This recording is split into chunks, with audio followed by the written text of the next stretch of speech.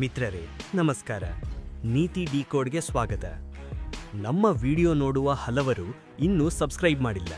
ದಯವಿಟ್ಟು ಸಬ್ಸ್ಕ್ರೈಬ್ ಮಾಡಿ ನಮ್ಮ ಜೊತೆ ನಿಲ್ಲಿ. ಮಿತ್ರರೇ, ಜಗತ್ತಿನ ಜಿಯೋಪಾಲಿಟಿಕ್ಸ್ನಲ್ಲಿ ಈಗ ಒಂದು ಹೊಸ ಟ್ವಿಸ್ಟ್ ಕಾಣಿಸುತ್ತಿದೆ. ಇರಾನ್ ಮತ್ತು ಇಸ್ರೇಲ್ ನಡುವಿನ ಯುದ್ಧದಿಂದ ಅಮೆರಿಕ ಈಗ ಸಂಪೂರ್ಣವಾಗಿ ಮಿಡಲ್ ಈಸ್ಟ್ ಕಡೆ ಗಮನ ಹರಿಸಿದೆ. ಆದರೆ ಇದೇ ಸಮಯದಲ್ಲಿ ಇನ್ನೊಂದು ದೇಶ ಹಠಾತ್ ಜಗತ್ತಿನ ಗಮನ ಸೆಳೆಯಲು ಮುಂದಾಗಿದೆ. ಅದೇ ಉತ್ತರ ಕೊರಿಯಾ. ಉತ್ತರ ಕೊರಿಯಾದ ಸರ್ವಾಧಿಕಾರಿ ಕಿಮ್ ಜಾಂಗ್ ಉನ್ ಹಠಾತಾಗಿ 10 ಬ್ಯಾಲಿಸ್ಟಿಕ್ ಕ್ಷಿಪಣಿಗಳನ್ನು ಉಡಾಯಿಸಿ ಜಪಾನ್ ಸಮುದ್ರದ ಕಡೆಗೆ ಪರೀಕ್ಷೆ ನಡೆಸಿದ್ದಾರೆ.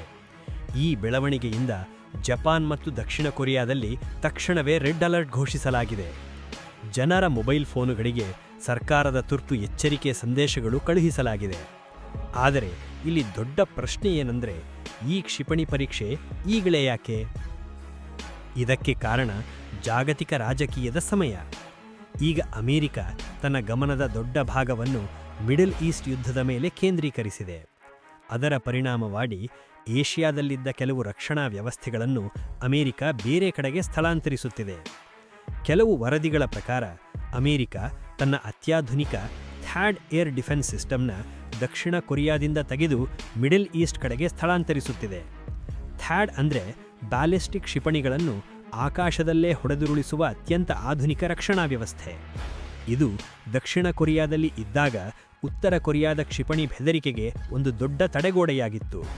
ಆದರೆ ಈಗ ಈ ರಕ್ಷಣಾ ವ್ಯವಸ್ಥೆ ಬೇರೆ ಕಡೆ ಹೋಗುತ್ತಿರುವುದನ್ನು ನೋಡಿ ಕಿಮ್ ಜಾಂಗ್ ಉನ್ ಈ ಸಮಯವನ್ನು ತನ್ನ ಶಕ್ತಿ ಪ್ರದರ್ಶನಕ್ಕೆ ಬಳಸಿಕೊಳ್ಳುತ್ತಿರುವಂತೆ ಕಾಣಿಸುತ್ತಿದೆ.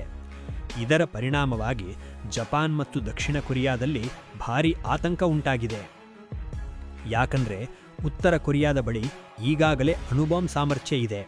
ಅದರ ಜೊತೆ ಬ್ಯಾಲಿಸ್ಟಿಕ್ ಕ್ಷಿಪಣಿ ತಂತ್ರಜ್ಞಾನವೂ ವೇಗವಾಗಿ ಅಭಿವೃದ್ಧಿಯಾಗುತ್ತಿದೆ.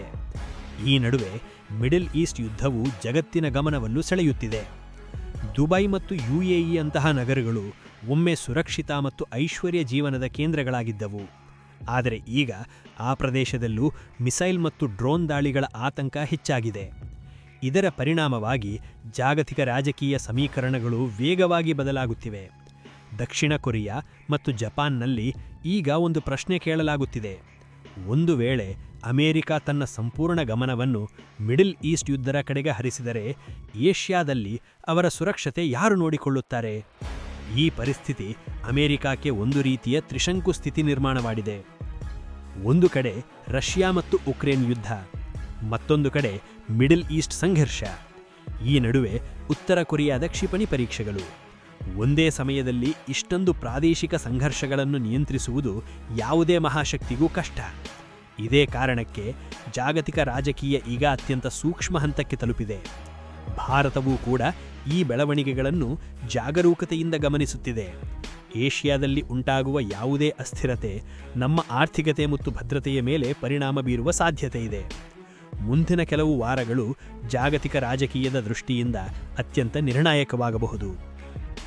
ಸ್ನೇಹಿತರೆ, ನಿಮ್ಮ ಅಭಿಪ್ರಾಯ ಏನು?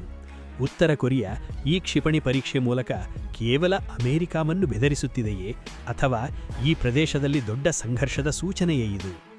ನಿಮ್ಮ ಅನಿಸಿಕೆಯನ್ನು ಕಾಮೆಂಟ್ನಲ್ಲಿ ತಿಳಿಸಿ. ಇಂತಹ ಆಳ ಮತ್ತು ಅಪ್ಡೇಟೆಡ್ ಜಿಯೋಪೊಲಿಟಿಕಲ್ ವಿಶ್ಲೇಷಣೆಗಳಿಗಾಗಿ ನಮ್ಮ ನೀತಿ ಡಿಕೋಡ್ ಚಾನೆಲ್ಗೆ ತಪ್ಪದೇ ಸಬ್ಸ್ಕ್ರೈಬ್ ಮಾಡಿ. ವಿಡಿಯೋ ಇಷ್ಟವಾದರೆ ಲೈಕ್ ಮಾಡಿ ಮತ್ತು ನಿಮ್ಮ ಸ್ನೇಹಿತರ ಜೊತೆ ಶೇರ್ ಮಾಡಿ. ಜೈ ಹಿಂದ್, ಜೈ ಕರ್ನಾಟಕ ಮಾತೆ.